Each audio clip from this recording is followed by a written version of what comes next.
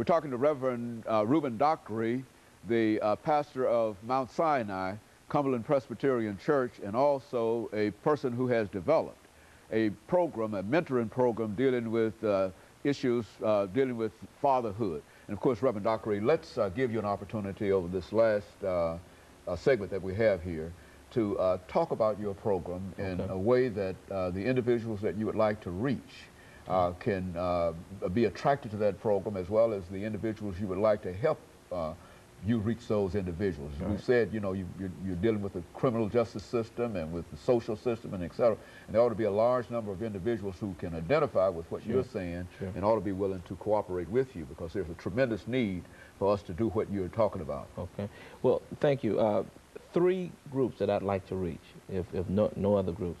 One, the individual male who are interested in dealing with their issues of not knowing how to be responsible.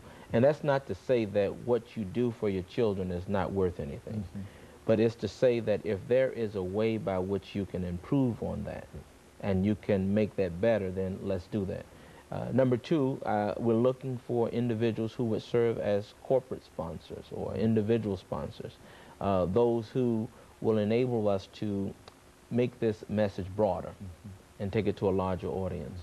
And lastly, we're looking for a collaboration with institutions such as the penal institution, the educational institutions, and other social service agencies that are concerned with it. Last, we did a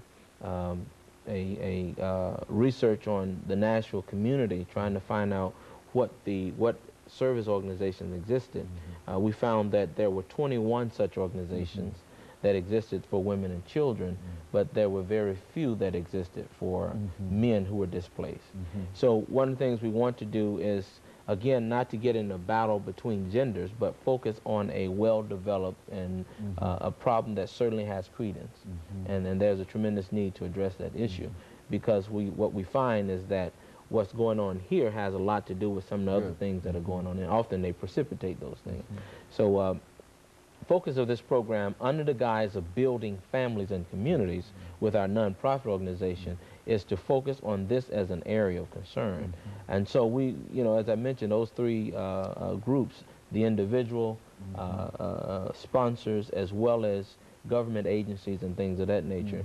But we want to be able to make sure we sustain the process. It's interesting as we look at what happened down in off the Gulf Coast. Thank you. It's unfortunate, you know, but it's not just a black issue, but certainly we saw the subgroup that was affected the most. And it was sad to see how many men who did not have a clue. They were waiting on the government to do things that they could have done, or perhaps if they had been prepared would have done for themselves. And that's not to say that we don't work with the government. But in the United States, there are 50 states, some 3,000 county governments, and a number of precinct governments within those counties. And each man in their precinct has a right to ensure that tax dollars that are spent are going in a way that they know that at the moment of any type of catastrophe, they know where things are going to come from and how they can use it to take care of themselves. You know, I ask myself as a man, I have a mother here and sisters and nieces and nephews.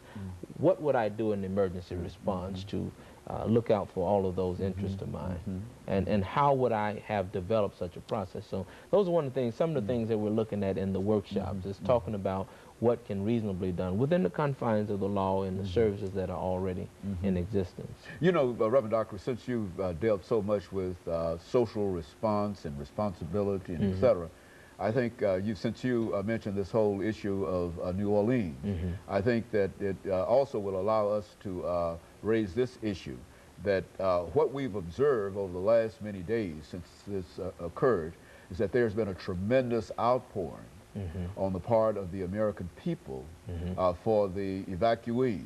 And so now, do you feel that because of this, that there might be a different sentiment in this country in reference to those individuals? See, here we're dealing with individuals who were displaced, et cetera, and we all have a very, very real passion in reference to trying to help them. They've lost everything and etc. But there are some individuals who are on the streets, right, who homeless and that group and etc.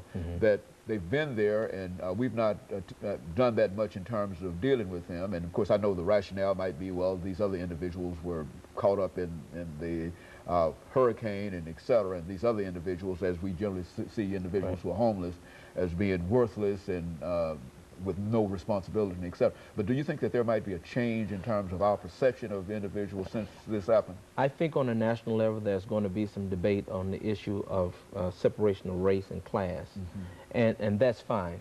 But I think more importantly, the individuals that are affected directly by it have to have their own dialogue and have to come up with their own resolution and have to take a more responsible role in addressing those issues.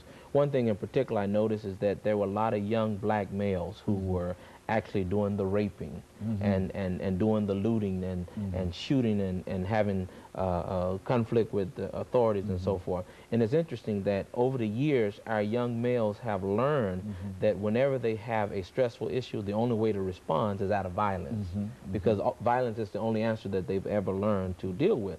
One of the things they need to learn is how to process certain circumstances such that they learn how to deal with them in a way that is going to be beneficial to them and not cause more destruction or more mayhem.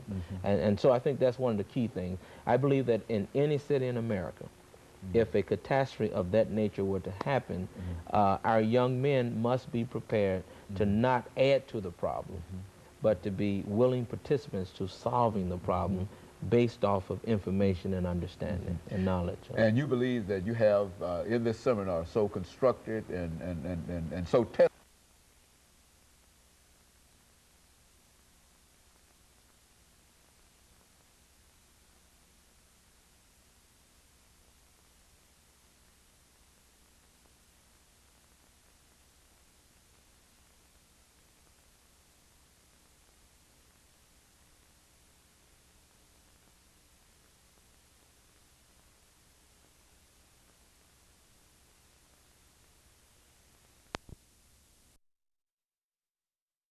That I have a cure-all.